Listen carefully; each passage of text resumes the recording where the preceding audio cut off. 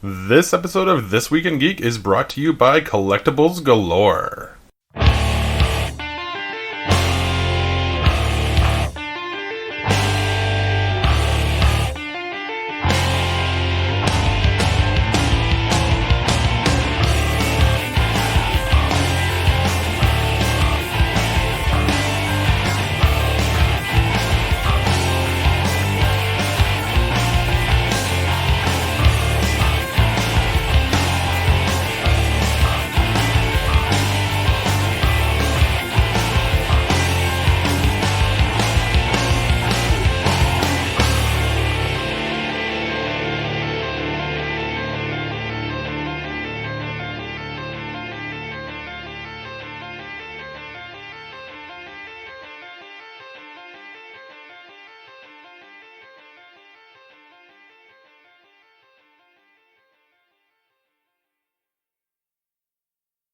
Good morning. It is Wednesday, and that means it's time for This Week in Geek. I'm your host, Paul, and there's a lot of news to catch up on, so let's jump right into this week's new comic report. Every week, Previews World collects 5 titles with new number ones or fresh story arcs perfect for readers looking to get into a new series. These new releases are available to purchase at your local comic shop, such as our good friends at Collectibles Galore and the Comic Zone, and feature comics from any genre or publisher. This week, discover the origins of the far-future version of Hulk in Maestro number 1. The sci-fi comedy podcast Voyage to the Stars enters the realms of comics. Power Ranger Kimberly sets Dracon's final plan in motion in a new limited event series.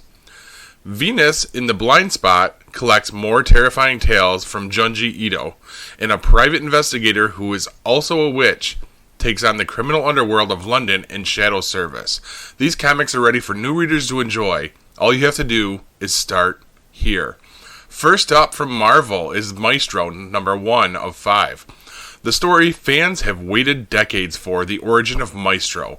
Almost 30 years after the landmark story Future Imperfect, legendary Incredible Hulk scribe Peter David returns to the far-future version of the Hulk, known as Maestro, the master of what remains of the world. With astounding art from Hulk veteran Dale Keown and up-and-comer German Peralta, Maestro will always answer questions that have haunted Hulk fans for years and inspire some new ones. How did the world fall and the Maestro rise? What happened to the world's heroes in between? And where is the Hulk we know and love? Find out in Maestro number 1.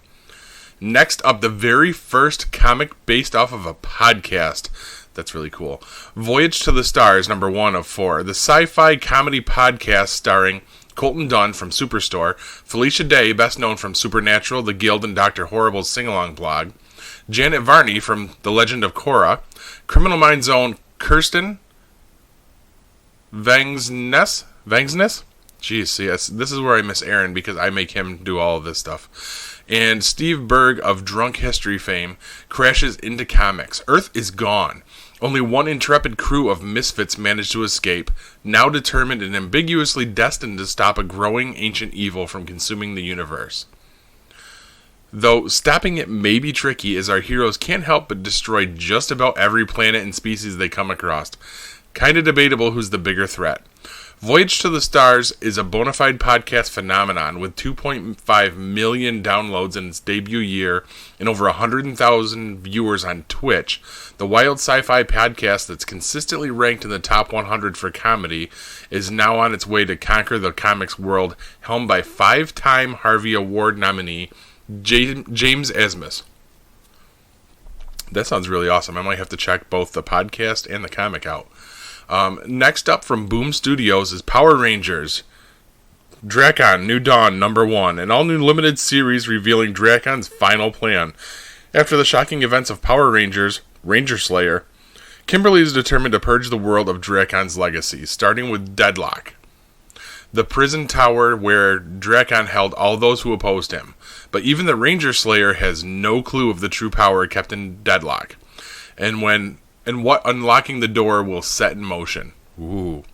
As Kimberly investigates the worst of Drakon's secrets. Wow, this is awful tonight. Sorry, guys. She sets in motion Drakon's final plan, one that will pit her against a fan favorite Power Rangers villain. Ooh, I wonder who that is. Next up is Venus in the Blind Spot. For readers looking for a good scare, this ultimate collection presents the most remarkable short works of Junjo Ito's career, featuring an adaptation of Rampo Edogawa's classic horror story, Human Chair, and fan favorite, The Enigma of Amigara Fault. Presented in a deluxe presentation with special color pages and color illustrations from his most recent long-form manga, No Longer Human, every page of Venus in the Blind Spot invites readers to revel in a world of terror. And finally, Shadow Service number 1. Worried your partner is cheating? Need a missing person found? Gina Myers is the private investigator for you. Sure, she's a witch who worries that her powers make her more of a monster than the crook she's trying to catch, but it's not like London's criminal underworld is literally going to hell. Is it? Shadow Service is spycraft meets black magic in the shadowy world of MI666. Ooh. One other book to note this week, guys. I'm probably biased right now since I've kind of reignited my love for these real American heroes, but this sounds like a pivotal issue. G.I. Joe number 7 from IDW. Secrets are exposed in this vital flashback issue. Witness the rise of Cobra from tech giant to military juggernaut and discover how Scarlet, suffering from the realities of a life of combat, found her way to the burgeoning G.I. Joe movement. See, sounds really cool. That's a novel idea that they were originally a tech giant before Cobra became the terrorist organization that they are now. Anyway, now it's time to check the pulse, our weekly report on all the toys and collectibles that are hot right now. All of these being brought to us from our good friends at Hasbro Toys. Let's get started. Marvel Legends. They seem to be plentiful still with the Age of Apocalypse X-Men wave, Avengers Gamerverse, and Black Widow waves, all hanging at retail locally and in strong supply. Nothing seems to be hard to find at all. Rumblings of the next legendary riders, the Punisher, with his motorcycle showing up at Target. Nothing here yet, guys. I've seen no sign of it, but they say it's coming. On to the brand new announcements. Hasbro did a Fan First Friday Tuesday edition yesterday and revealed a new Venom wave of Marvel Legends. This one consists of a movie version of Venom with 2 different heads. They say he's going to be between 7 and 8 inches tall. We're getting a modern Carnage with an all-new body sculpt as well as an absolute Carnage styled head sculpt and a traditional alternate head. Also in the wave we have Faj, another of the symbiotes, as well as an updated version of Morbius, the living vampire. I say updated, but this time it's in his 90s leather strappy look. Probably from around the time of Midnight Suns. I really dig the windswept hair they put on him this time, guys. It's all like blowing like straight up in the air, almost like a manga character. So that's 4 figures in the wave. The final 2 are from the Maximum Venom season of the Spider-Man cartoon that's currently airing. These are Venomized versions of Miles Morales and Ghost Spider. Yeah. Oh, yeah, in the Build-A-Figure for this wave, we're getting Venom Pool. Yes, folks, we're getting Venom cosplaying as Deadpool. Seriously, that's what it looks like. A Hulk-sized Deadpool with a Venom-y face. All around, this is a meh wave to me, but if it's your thing, you can pre-order it right now on Hasbro Pulse. There was one really cool reveal from the live stream, and that is the Silver Centurion version of Iron Man from the late 80s. Think West Coast Avengers days. This looks great, and it's going to be a Walgreens exclusive. Pre-orders will go up at a later date. They didn't say when. But speaking of Walgreens exclusive, I have it on good authority that the Moon Knight exclusive figure is in town. Get out there and scoop them up, guys. I've heard that it's in Liverpool as well as Camillus. Well, it was in Camillus, let's put it that way. Sorry, guys. As for Star Wars, it looks like the carbonized Boba Fett figure is hitting comic shops today. So you might want to hurry and grab one before they're all gone, because these are going to go quick. Also, I personally saw the Black Series Wave 26 has hit shelves. That's the wave that includes the Beskar version of The Mandalorian, some Imperial Stormtroopers, Admiral Akbar, the Kamino Clone Trooper, as well as ESB-themed Darth Vader and Snowspeeder Luke. And finally, our first ever Ewok in the 6-inch line. We're getting Tebow, who's like their medicine man one that wears the skull hat. I always thought that was low grade, but apparently I was wrong. This is also that first wave with the new packaging, and it looks amazing. They've shown up at both in Clay and Fayetteville so far, for Target, obviously. But I hear that one guy showed up and took everything, so thanks for that, buddy. Way to spread the wealth around. Yeah, I'm talking to you. I know you showed up and took everything from Clay, except for the Mando, huh? Guess you should thank me for leaving something else for everybody else, huh? Just rude. And finally, my last item this week is G.I. Joe Classified. There's been a lot happening on this front, guys. Wave 1 came and went at Walmart. Now it seems to be back at Target.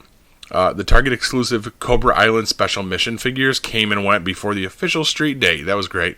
Although the Baroness figure, who comes with the motorcycle, yeah, she never showed up stateside. Rumor has it we'll see her sometime in September. They're saying that there was potentially a snafu in production, so she kind of got left behind. Okay. Also in September, we're supposed to see the pre-order for the formerly San Diego Comic-Con exclusive Supreme Snake Cobra Commander. That's going to be directly on Pulse. I'm hearing the 1st of September for that one. Now, Wave 2 isn't supposed to hit until November, but I'm here to tell you guys that's not the case at all. There have been reports of them showing up in Target and Walmart already. I can verify these reports. I personally found a full set of Wave 2 at Target and Camillus last week. Obviously, they're not there now, since I bought them. But I had left a Cobra Commander there for the next lucky fellow. You're welcome. And finally, the Retro Wave is here. I happened to find the remnants of a case at Walmart in Cicero. One each of Storm Shadow and Snake Eyes just laying discarded on a shelf below the new UFC figures. Which, those guys are smaller than I expected. The UFC figures, that is. Not the Joes, because those are the perfect height for G.I. Joes, our 3 3/4 inch. And I just want to wrap up with this. If you're digging on the new Joes, you may want to keep your eyes and ears peeled for the next new project coming from GeekPod Studios. It's called GeekPod Presents That Joe Show. It's all G.I. Joe all the time. Well, okay, every week. But we're going to be taking a deep dive into the G.I. Joe Classifieds line with an in-depth review of one figure each episode, as well as a complete character breakdown on that same character, highlighting who the character is, what their story is, and where they first appeared. Jump on board with this show, guys. It's going to be a whole lot of fun. That's about all I've got for today. All this stuff I told you about will be posted on our Facebook page, www.facebook.com/thisweekingeekpod, P-O-D at the end. Come visit us and post your own hunt report. Tell us what you're reading, and please remember to shop local first, guys. Go see our good friends at Collectibles Galore and Comic Zone. Always support your local comics and collectibles shops. Without them, our hobbies would not exist. So, until next week, see you in the funny pages. This has been a GeekPod Network production.